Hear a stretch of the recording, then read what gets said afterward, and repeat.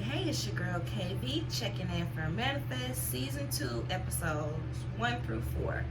So the season opens up with Michaela having a flashback of the plane, but it's happening differently. So she's just like, it didn't happen this way. It didn't happen this way. And then we see that it flashes back to the scene of when she got shot. So we know that, okay, we finna get her in the hospital basically. So meanwhile, Cal is having the visions and he's going, save the passengers, save the passengers. So they go to get a sonogram, Grace and Ben, and the doctor asks how many pregnancies that you had. And she's like, 2. And then he was like, 1 pregnancy, twins. She's like, nah, 2 pregnancies. So come to find out, she had a miscarriage with Danny the year prior. So now Ben is kind of feeling guilty. He's like, well, if he always wanted kids and y'all miscarried, I kind of feel selfish about not finding out if the baby's his or not. So she's like, no, this time is ours. You've been gone for 5 years. We want our family back. We'll figure it out when the baby get here. But in the meantime, we gonna enjoy this. So they show Michaela in jail. Well, they show her waking up and Zeke is trying to, apply pressure to her wound, trying to save her. And she's like, nah, Zeke, run. You need to get out of here. They're going to catch you. Just run. So Zeke, he's like, I can't do that. But eventually he does run because Julio is on the phone with the cops like, officer down. I got the suspect here. We got to take him in, yada, yada, yada. And Zeke flees. He runs for it. So she's in the hospital and they're, she's all right. They try to go see her and she's like, Zombie said, she don't want you to see. She don't want to see you, Julio. You can't come back here, little Julio Jared. She's not trying to see you. So he is offended. He is appalled and, how dare she? So they're at home and they're getting ready to tell the kids. So at this point, Michaela is at the house with them. She's kind of going through physical therapy. And Olive's like, well, if you want me to move downstairs so that you can have my room, I'm willing to do that. And then Michaela's like, nah, I'll just be here for a few more days. I'm going back to my apartment. So then Grace is like, well, you can still move downstairs. It'll give us, space for your room. And they're like, what you need our room for? What you need my room for? And it'll be great for a nursery. So he's like, I knew you were pregnant. Whoa, whoa, whoa. Happy moment. Except, we don't know who the baby daddy is at this point. So Zombie finally goes to counseling. And of course, it's the major. And she, talking to her, just talking about work. And she's just like, do you have anything going on in your personal life? And Zombie's like, not really. Like, all my life is work. So in this, Major peeps that Zombie is basically in love with Ben. That's like the other love of his life. She's basically in love with Ben. And, she's like, nah, I can't do nothing with that. He's back with his wife and they're pregnant. So it's like, ooh, shit, you telling Major important information, but she don't know it's Major, so what else? Yeah. So then, so she let it slip, and the dude, I should have knew that Matthews was a plant because he was just always somewhere in her face. It's like, you ain't even got no reason to be around. Like, is your lab across the highway? Do we see him coming in and out of any doors? I can't recall. It's just like he would be standing there just looking at Zombie. So it's like, at least the little weird researcher dude, he interested in the research. He want to find out the research. He could be a mom, but it's like, we don't know, but he ain't showing no signs of it. But Matthews, yeah, man, yeah. So next, Michaela and Ben are talking about the death date and save the passengers and how they gonna do this and what does this all mean. In the meantime, she gets this postcard from Zeke saying that he good and he gonna stay gone, but she's like, nah, we gotta tell him about the death date. He gonna be dying much sooner than us. He needs to know. So at the police station, Michaela and Jared are at work, and there's a new sheriff in town, honey. There is a black lady boss, and I cannot believe I do not know that lady name after 4 episodes. There is a black lady boss, and she ain't here for none of this stuff. She's looking at Michaela and Jared like, okay, I knew y'all had I know y'all got a past, and y'all gonna have to straighten up here now because I'm not going for none of this mess. So you gonna have a new partner, y'all can't work together on nothing because stuff is fishy around y'all, and good night. So next, Julio is mad that Michaela blocked him from coming to see her, but she's like, look, it's messy right now. You married, we can't be together. Go be with your wife, stop worrying about me. So then she has a vision about the Vasics. So the Vasics are a couple that was on the flight that they really haven't been able to track down, find no information on them as of yet. So she's talking to Ben about it, and he's remembering that, okay, I did talk to the husband on the flight. Him and the wife were, flash it back, him and the wife were on vacation, and they was missing the kids. He was like, we'll never leave the kids again. We miss them too much. We ready to go home. So next, Grace and Olive are out running errands, and they see Danny. Grace, of course, quickly closes up her coat. She don't want him to see that she's pregnant. And Olive is just so annoyed. Like, you haven't told him yet? Olive is giving, damn. That's how Olive acting right now. She is just pissed. She want Danny Dante back, and her real daddy back, and she been feeling guilty about it. It's just a whole mess in this whole little triangle trapezoid, because it's really 2 triangles or an overlapping triangle. Yeah. So Michaela and Ben go see the nanny slash friend that have been keeping the Vasics kids, just to kind of investigate, see how long they've been gone, where did they go, what's going on. And they find out that the nanny got a suicide letter basically from them with their life savings on, here, take care of our children. So it's like, wait, what is happening? So next, Cal goes to Zeke's mama house, and he's like, I need to see Zeke. Can I see Zeke? And his mama like, he not here. He like, yes he is. I know he is. And he takes out his picture and shows it to him. Like, I see him on your doorstep. So next they show it. He in there with Zeke and Cal, and they just kind of talking. He's like, how'd you know I was here? And Cal look at him like, stupid question. So Cal tells him about the death date and how they know what their death date is, so his must be approaching as well. So Zeke, he's like, oh goodness, this is crazy, yada yada yada. He finds Michaela and turns himself in. So next we see the Vasics. They about to unalive themselves. They about to hit the suey out there. So they've been having these visions of dying in a fiery crash, like crashing in this lake, the lake of fire. They keep having these visions with kids screaming in the background. So they said, if this is how it's gonna happen, we're not taking our kids with us. We gonna do it alone, not with our kids. So makes sense on why they left the kids and the life savings and everything. So Michaela's out there trying to convince them this is not what you need to do. We got something else to figure out. And in the meantime, they realize that there's a car that done slid down off the bridge, just basically on its way in the lake, but got stuck in some bushes, and they hear the kids screaming and call the police and everything, and they save these people. So the passengers are like, we thought we had to kill ourselves. We thought the visions were about us. And she's like, no, the visions are hardly about us. It's sending us to do something. The vision was sending you here to save them. Crazy, right?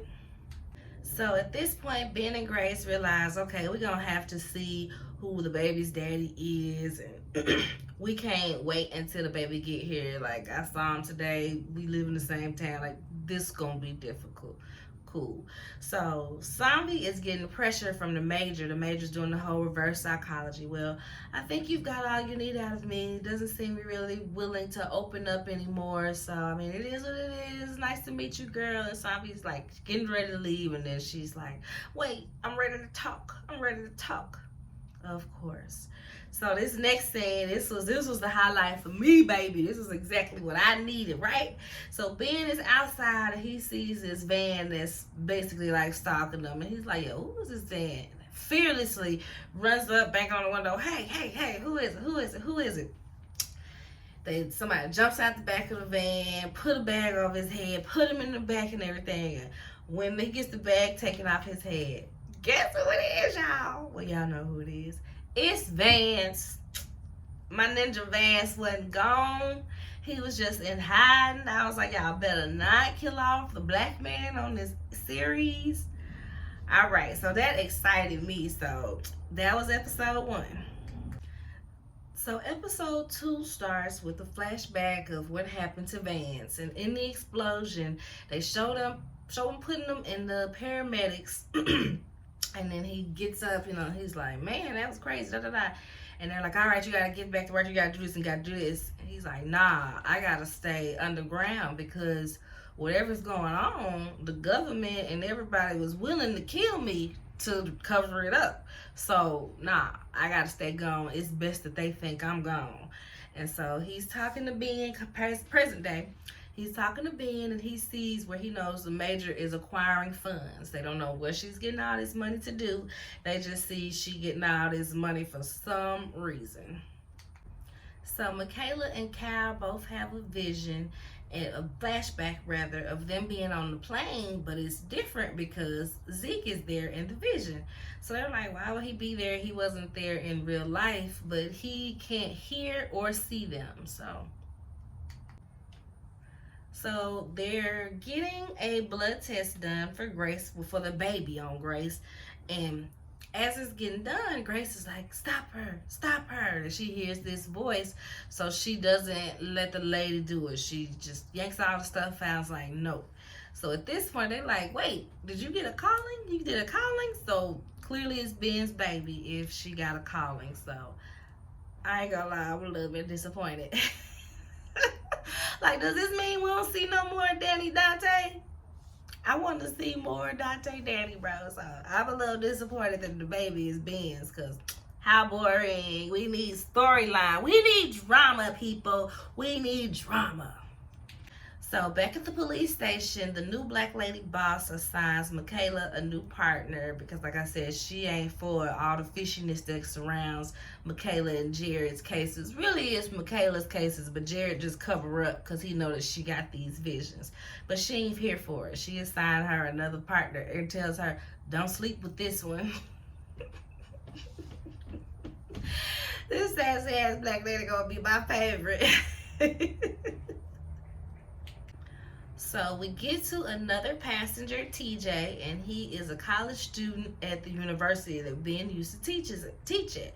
Well, he gets a calling that leads him to a construction site where somebody had buried a body. He found the girl's body and calls the cops and everything. They come out there and essentially they investigate and they trying to figure out what's happening, how this got there. Ben, of course, pops up and is going to help him figure this stuff out because this is Ben's life's calling at this point. So next, they're at Samvi's office and they're letting her take Grace's blood instead, which is like, I'm not sure why they didn't do that in the first place, because if this blood marker is in the baby's blood and the hospital had found out, that probably would have been a little weird, or it could have been a little weird. So they have Samvi doing it and they're sitting there speculating, wonder if the death date is going to transfer to the baby or if the baby breaks the cycle of the death date. We don't know. So back at the office, Michaela is she's taking the folder for Zeke's case off of Julio's desk, and her new partner sees her and she's like, "What you doing with that? What you doing? Let me know. Tell me what I gotta figure out. I'm just trying to learn. I'm trying to be everything like you, girl. Tell me what's going on."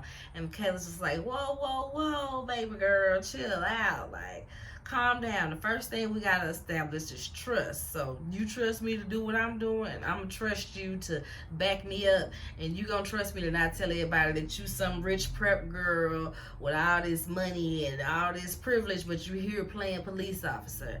She's like, well, I love being a police officer, you know, even though my mom didn't want me to do it, like, you know, this is what I'm gonna do.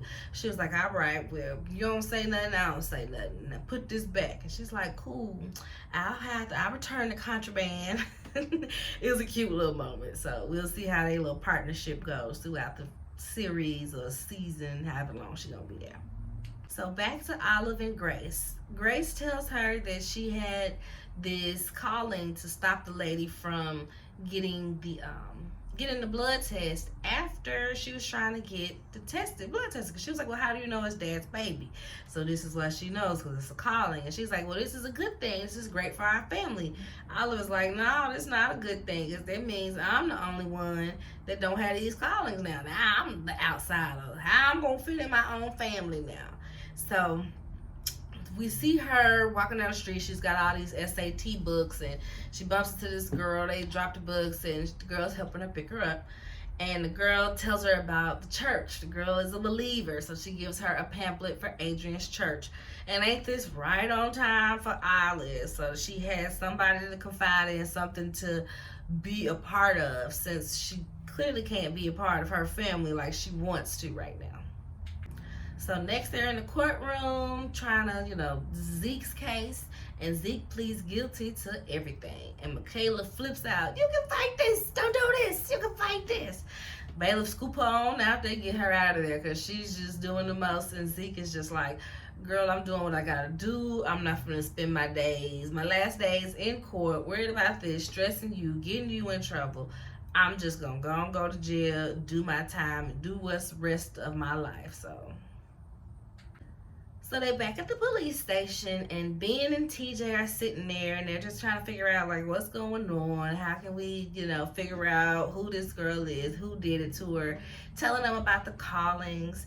TJ tells Ben about his mom passing and how when he got back, his mom was gone, all her stuff was thrown out, everything at his dorm was thrown out, so he don't have nothing. He don't even have pictures of his mama. And Ben was like, I lost my mom too while I was gone, so, you know, I feel you on that.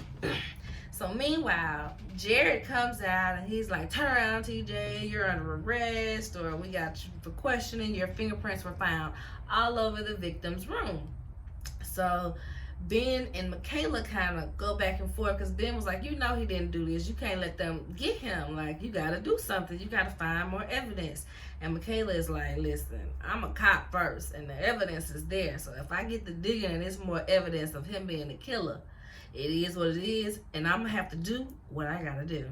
So in the meantime, she had gotten in trouble with the black lady boss, because she like, girl, why is you out here at this arraignment cutting up? Why was you even there? Your shooter that shot you, why you there cutting the food? And tell her, you know, keep it cute, girl. I ain't got time for all this bull. It's a new sheriff in town, and I'm not having it.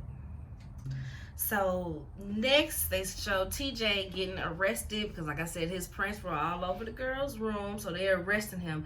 And as it's happening, everybody else, like all the rest of the passengers, are getting this rumble type of experience. It's like a calling, but it's like they're rumbling. Kyle gets it, Michaela gets it, Zeke gets it.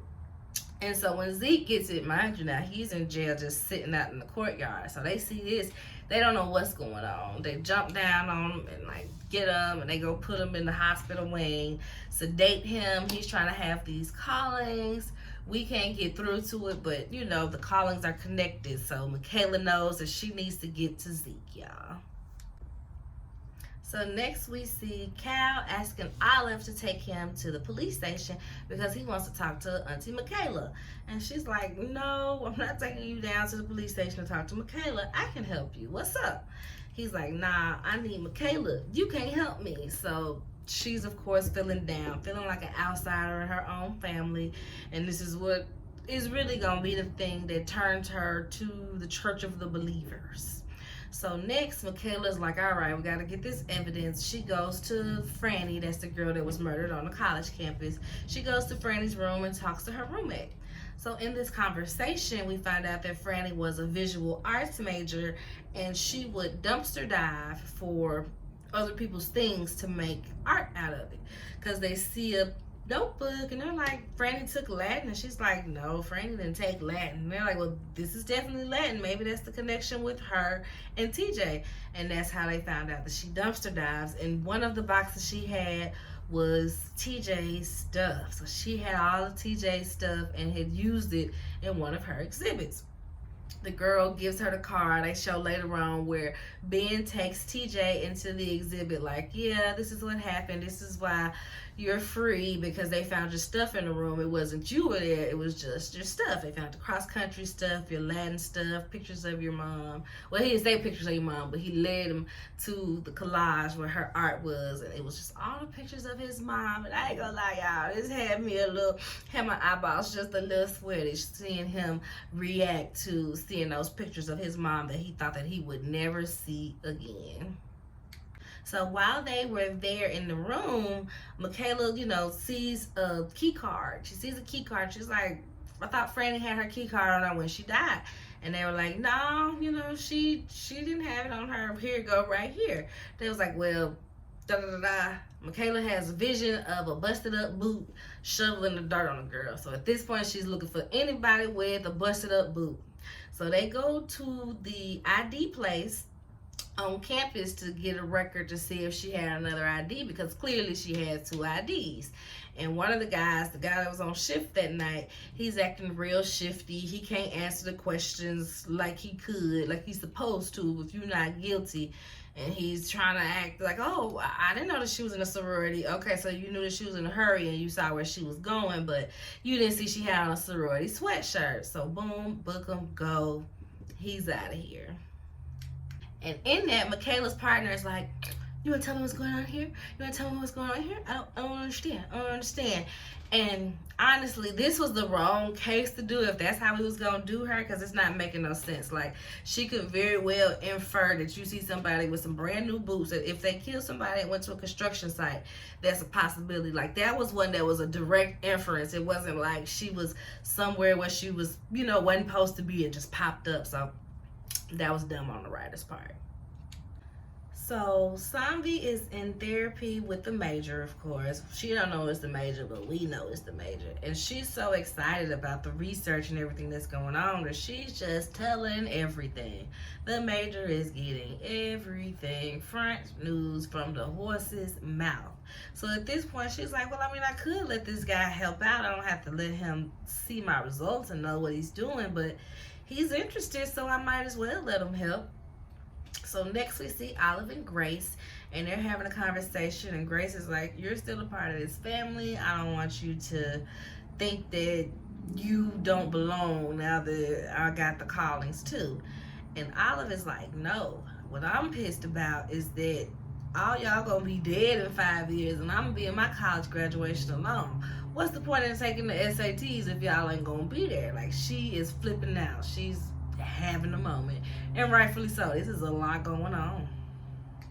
So back at one of my favorite characters this season is Black Lady Boss. I will have to get that lady's name.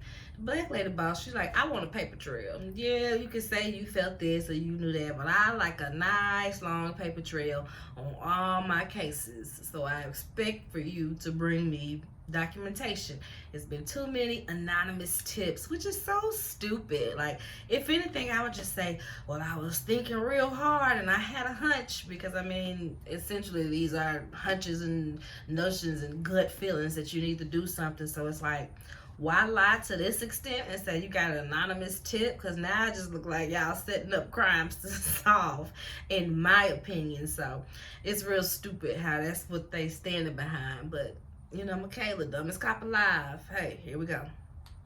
So Vance and Ben are talking, and he is telling him that, okay, we see that the major, he got, all of the computer screens, they tracking the major and everything, where the money going to and everything, and they see that the major has gotten a DNA sequencer. So he's talking to Ben about it, and he's like, would you know what's going on with this? And he's like, yeah, Zombie's working on XYZ, yada, yada, yada. So he's sitting there like, is Zombie the mole? Do you know what's going on? Is she out here leaking information? Like, get your girl under control, basically. And so, yeah, she's leaking all the information, but not intentionally. So we gotta get to Zombie, y'all. So next, Michaela is getting ready to write Zeke a letter. I guess she know this the only way I'm gonna reach him is if I connect with him through different means. So she starts writing, and then she gets the rumble again, Cal gets the rumble again, Zeke gets the rumble, and they all go back to the plane. We see Zeke on the plane again, but he's in the hospital getting dosed up, so to take away his callings. What they think he just going crazy, but they all, he recognized that they trying to reach him basically, and they all get this rumble, and that's how episode 2 closes out. So the next episode 3, starts off back on the plane like most of them do, and we get Zombie. Zombie's there, and she's on the phone. She's trying to call somebody. Come on, baby, why aren't you here? You need to get here. The plane's boarding. It's this and that. Come on, they about to shut the doors. And as soon as the doors are shut, and he's whoever it is, texting like, I'm sorry, I can't make it. So it flashes to current day, and Zombie is telling Major about it, just pouring her heart out, and the person's name is Alex. That's how we know it. Alex was supposed to go on this trip with her, but didn't. She was disappointed. She went to Jamaica. Boom, flight 828. 5 years later, here she is. So in the last episode, we see the scene where Olive had went to the church after, she kind of got pushed away from her family. She goes to the church, and she sees the girl again, and she's like, oh, I remember you. She's like, yeah, the girl with all the SAT books. She's like, no, you're so much more than that. You're the girl with the killer jacket. And it's like right there. That's all Olive needed. That was the confirmation that she needed. Like, this is where I'm supposed to be. Somebody sees me. So Olive's like, compliments the girl on her hair. You gotta tell me where you get your hair done. Well, you gotta tell me where you dress. She's like, well, I do my own hair. So we see in this episode, Olive had the girl do her some little colorful highlights. I think the girl is like a blonde. She's got some pink little highlights in there. Olive is a brunette. I think it was like turquoise or something. It has some little highlights in there. So Ben and Michaela see, and they're like, oh, okay, new hair. Michaela's like, I had a buzz cut and a nose ring at that age. Relax. So Ben and Vance are trying to devise a plan to catch the Major. They're like, we're gonna have to feed Zombie some fake information so that she can send it to whoever she's been talking to, and then we can get right to it and see if this is our person. Ben is so against it. Like, he does not want to lie to the love of his life, Zombie. Like, he is not with it. He just like, man, we can just tell her she can help us. I'm sure she can help us. But Vance is like, no, we can't do that for her own safety. She don't need to know nothing. So feed her this fake information. I got this address in Pennsylvania. Find one of them passengers that you ain't been able to, look at the passengers on the board you ain't been able to track down. We're going to say he lived there. We're going to see if it hits. So next, Michaela is trying to see Zeke. She goes up to the police station, not police station, the jail place. And she's like, Ezekiel Cross or whatever his name is. Whatever his name is. And they show that he's been transferred. So in the last episode, Ben ran into an old colleague, when he took TJ to the art gallery. He ran into an old colleague that used to be study buddies, and cute little black lady, and she's now the dean. So she's like, what, you're job searching? Send me your resume. Like, are you kidding me? Like, come on, we need you on board. So he's like, are you sure? Like, I've been trying to get jobs, but everybody's been kind of shunning me because of 828. So, hey. So next he's getting ready to go to the interview, but on the way there, he's going to feed Zombie the fake news. Or at least he's trying to, but he's about to bomb it. But he just brings up the interview like, oh, I got an interview that I'm nervous about. So Zombie's like, oh, okay, well, good luck. So we get to Ben at the guest lecture for his, audition, basically, his interview. He sees TJ outside, and TJ's like, oh, Professor Stone, on, okay? I'm coming over here, you know, math, yada, yada, yada. I'm excited to hear your guest lecture. And the lady is like, you see, already a favorite with the students. So it was just a real cute little moment.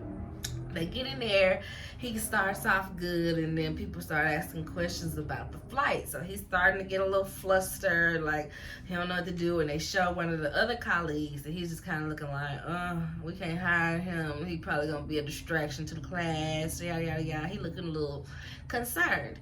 And then TJ saves the day, brings it back on track, raises his hand, asks a question that talks about Ben's research or his book, and you know, in a way that still kind of ties the 828 to kind of not look like the lame dude, but it helped Ben get back on track to get the lecture back going.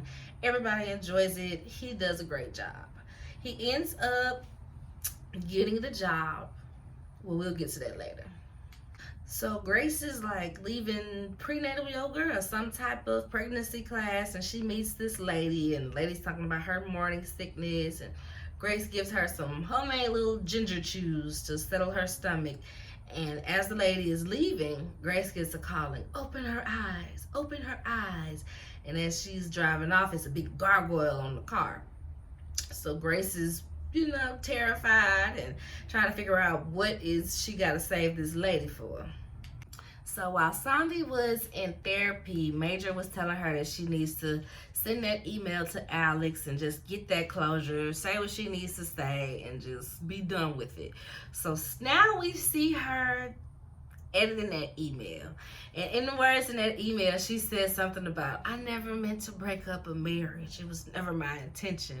And it's like, dang, Sandy got a history of being a...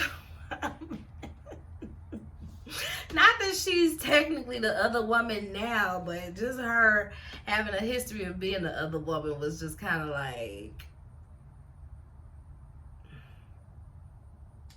So Ben comes over, kind of checking on her, and he cracks. He tells everything.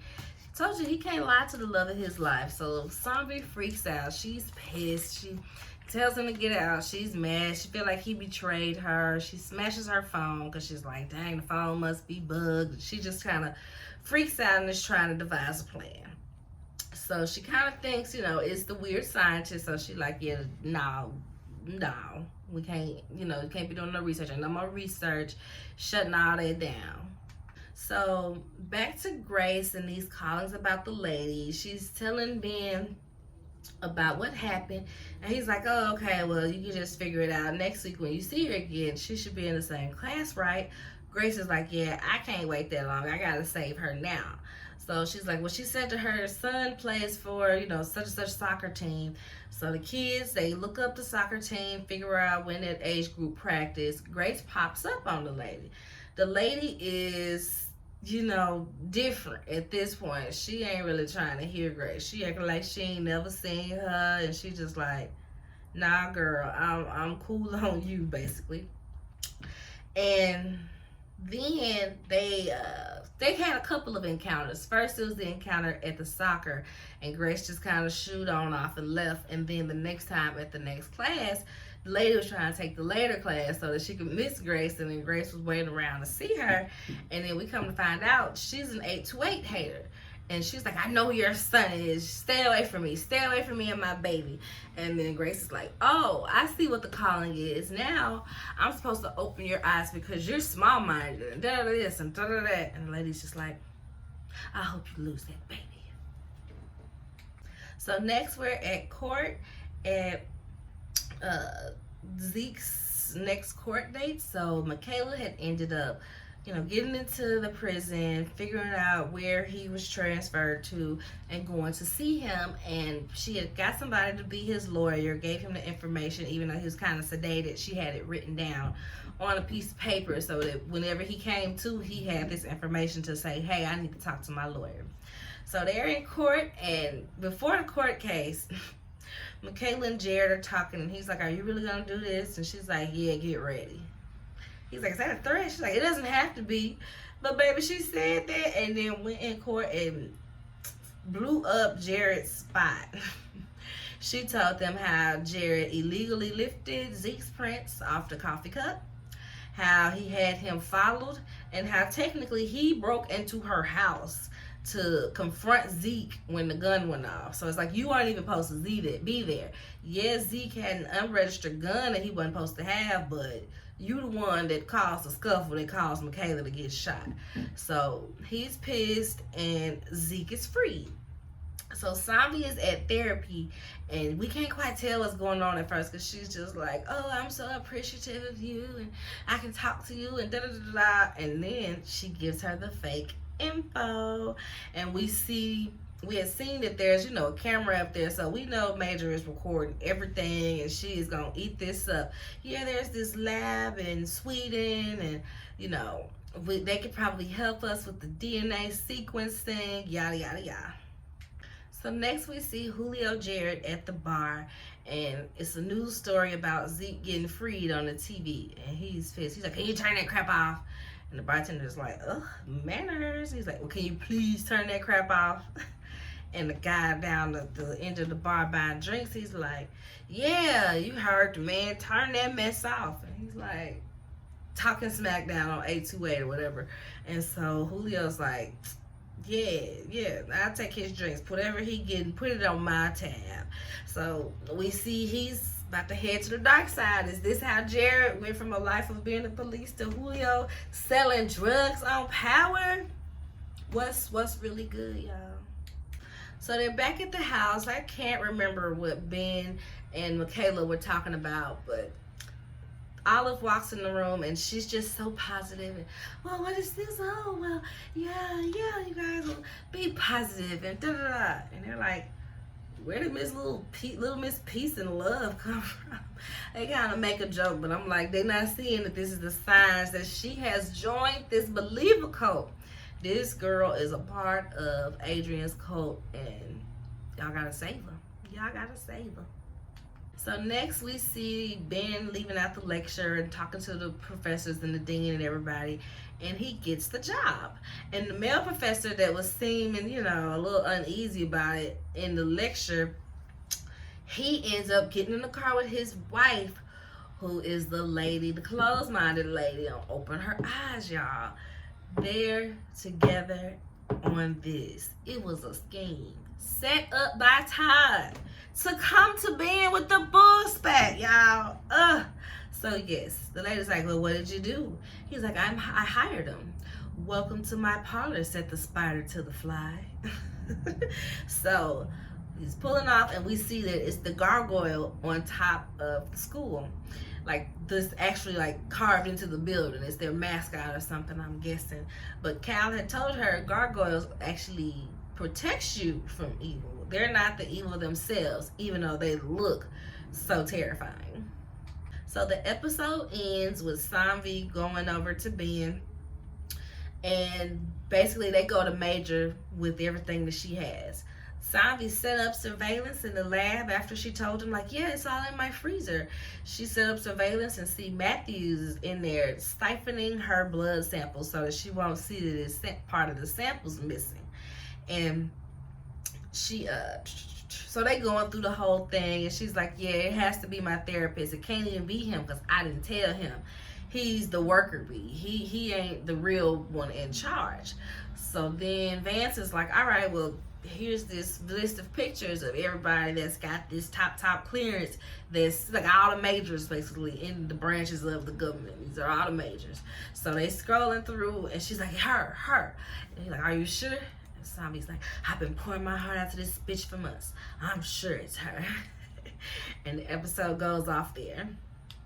So episode 4 opens up with Olive back at the airport, and she's talking to Grace, her mom, and they're just, she's like, are you sure you don't want to go with your brother and your dad on the other flight? And she's like, nah, we need to have girl time or whatever.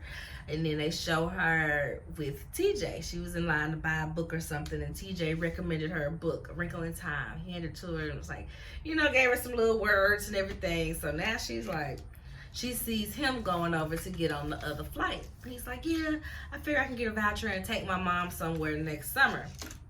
Sad face. And so she's like, well, I'm finna go over there. Grace is like, what happened to mom time? What happened to mommy daughter time? We'll do mani pedis next week. So she goes and gets in line, and he's like, oh, 10 and a half, it's you again. And he gets the last seat. So Olive was just about to be on that plane, y'all. But he got the last seat. So I was like, that's really wild to think of, because then Grace would have really, really been by herself then. So Samvi, we show her at home, and she opens up her closet, and I knew that it was gonna be some nerd shit. We open up her closet, and she's got her whole lab set up at home in the closet. That's where she was hiding the real stuff from, because she told Vance, like, no, all that blood stuff, everything in that freezer at work, everything's fake. It'll take them months to figure it out. But the real stuff was at home. So next we see Ben making a video for Olive, basically saying, oh, you're so beautiful. I'm sure whatever dress you're wearing on your wedding day is going to be beautiful. And I'm just saying I can't be there. And Grace catches him. She's like, what are you doing? Delete it. Delete it now. And she's just kind of annoyed, because she's like, why are you doing this? You got 5 years to see if you can stop the death day calling. Why are you torturing yourself now? So he's like, you right. Let's try to figure out this calling. We're going to beat this death day. So next we see Michaela visiting Evie's parents, and the dad is like, you know, it's good for her to see you. It really makes her happy, and it's just a really good thing. And she's like, yeah, I'm happy with it too. So in this, her mom is talking about prom, girl. Told you the mom got Alzheimer's.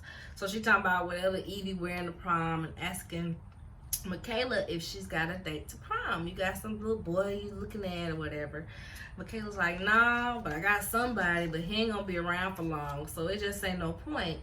And Evie's mom is like, girl, you better get that love no matter how long it's gonna be around. You enjoy it while it's here. Who are you again? It wasn't funny, but it was like, damn. Damn. So Olive, you know, is getting deeper into the church and talking and everything with Adrian, and ends up telling Adrian about the death day. And he's just like, girl, I'm not worried about that. We were saved once, we'll be saved again, and that's not my concern. And he is 10 toes down in his ministry, baby. He believes in himself, so hey. So next we see JJ, Julio Jarrett, back at the bar, flirting with the bartender. And they like, oh, we can go to dinner. And she's like, we're not going to dinner. Well, nasty self.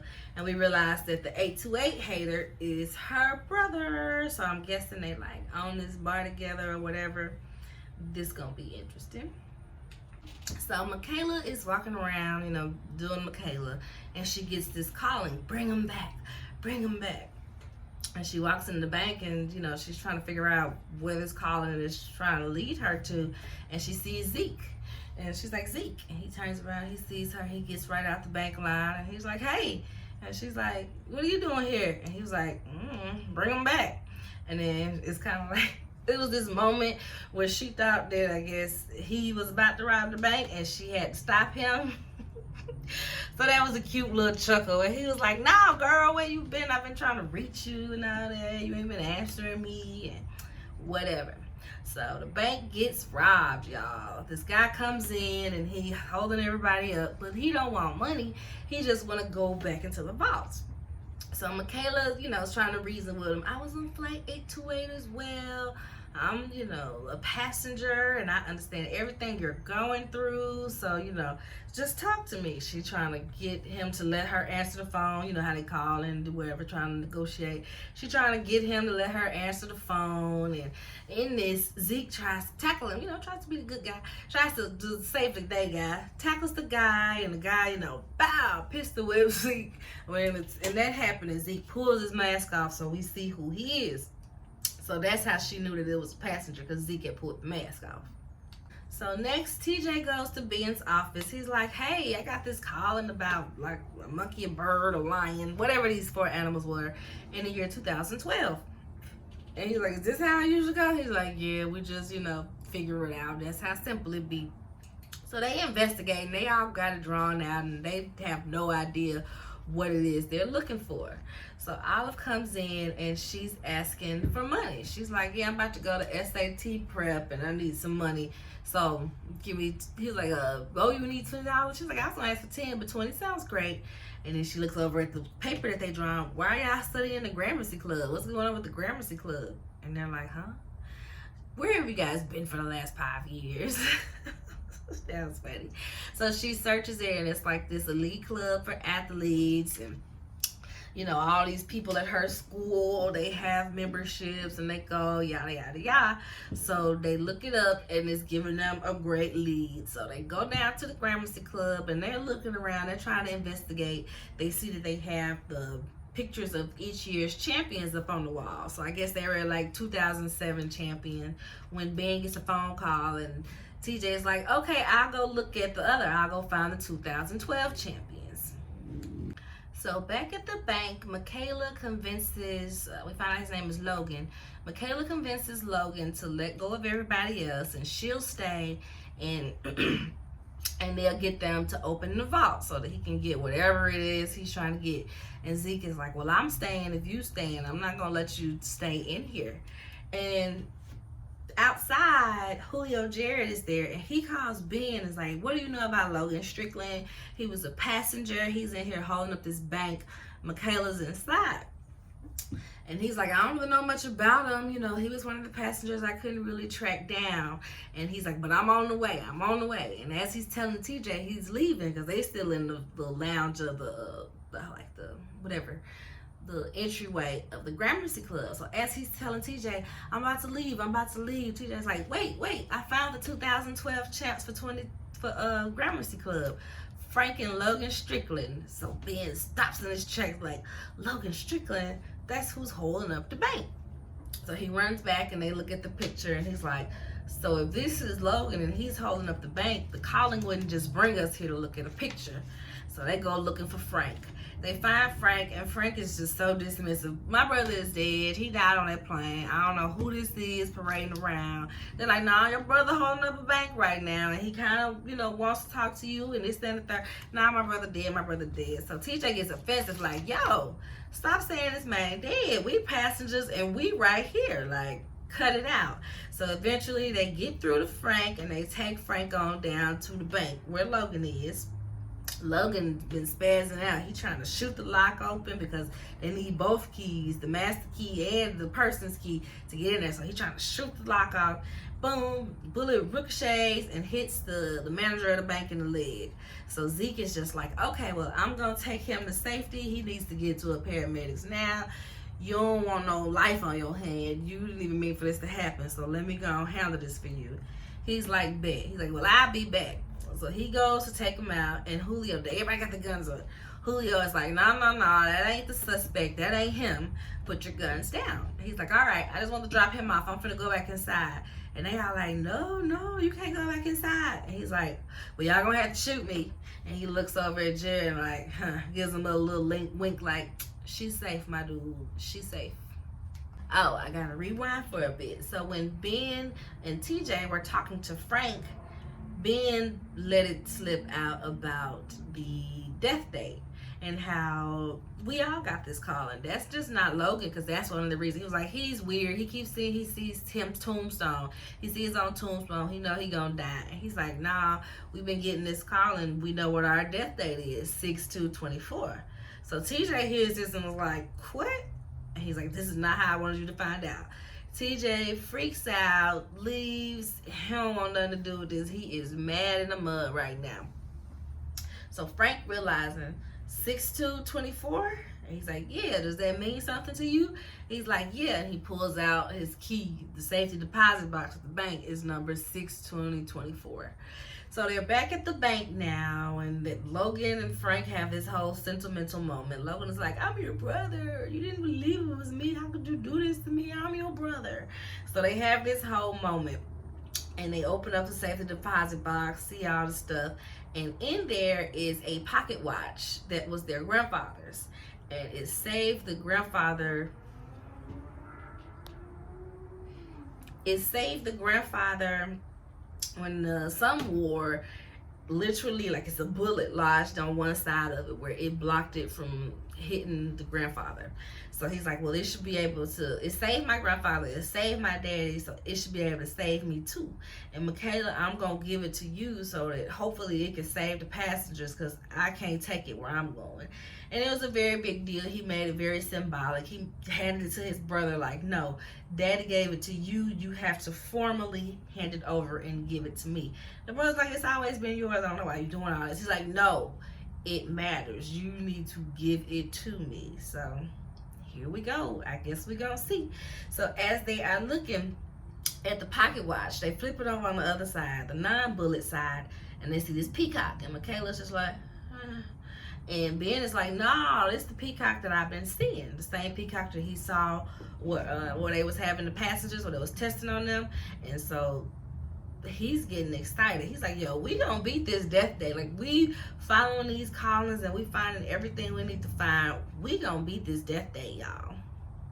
So Michaela goes to Jared and she's like, thank you for vouching for me. Thank you for, you didn't have to tell them that, you didn't have to call them off. You didn't have to say that you knew me. I knew what I was doing. I appreciate that. Then she walks right off and goes with Zeke. So Jared is kind of like, you appreciate it, but I still don't get you. Like, I'm not getting it. So he goes back to the bar and the lady's closing up. She's like, oh, you missed last round. You missed last call. And he's just like, well, how about we go not have dinner? So he's got a new little girlfriend and the 828 hater sister / bar owners down the street in the neighborhood. Olive goes to see her dad and she sees TJ again. And TJ is just like, man, these callings are stressing me out. So your daddy just be running to answer every calling that happens? And she's like, yeah, my dad's pretty obsessive about stuff like this. He was obsessive about Cal's cancer. Now he's obsessive about these callings. Like, it comes from a place of fear, but hey, it is what it is. So in their conversations, she quotes A Wrinkle in Time, the book that he had recommended to her at the airport. And he's like, oh, so you do remember me. And she kind of gives a little smile, but she was playing it real cool at first, like she didn't know who the boy was. Meanwhile, she had a major crush on him. So now that they're like the same age-ish, because he was on the plane and didn't age, hey, she might have a little boyfriend. So back at the lab, the poor little weird scientist guy, he just so innocent, y'all. He was bringing Savi some dinner. He was like, well, I'm not your employee anymore, but, I can still bring you dinner and we could just talk. And then while he's in there, Matthews and the gang, they in there stealing all the samples, cleaning the lab out. So they poke him in the neck with something to knock him out so that they can clean all her stuff out. They ain't even cleaned out Savi's closet at home. Which is like, girl, you know that they know that it's you, so they gonna take whatever is around you. Not just your lab, they gonna see everywhere you go and everything you do. So that was real dumb of Savi, especially how she wasn't telling Vance. I'm like, at this point, you need to tell Vance most things, because he probably could have had a place for you to set up that lab so that it wouldn't be in your closet at home with no real locks. Just, a regular house with regular windows and doors that people can break down easily. So yeah, very dumb on her part. So Vance and the guys go to invade Major's office, and when they get there, it is completely empty. Nobody's there, and the only thing that's there is an apple on the mantelpiece. And I knew that apple was gonna get her in trouble, because when she was rehearsing with Vance, she was like fidgeting with her necklace and stuff, which is a very zombie thing to do. But Vance was like, oh, pow, they're gonna figure you out, you need to do something with your hands, eat an apple or some shit. So she was in there eating an apple, like looking real suspicious. You ain't never been in here snacking before, so it was just weird that Vance would give her such ridiculous advice, because it's like, that is so off brand for Savi. So the Major being the Major would definitely pick up on that. So that's how that episode ends, and I'll get back to y'all once I finish the next set of episodes.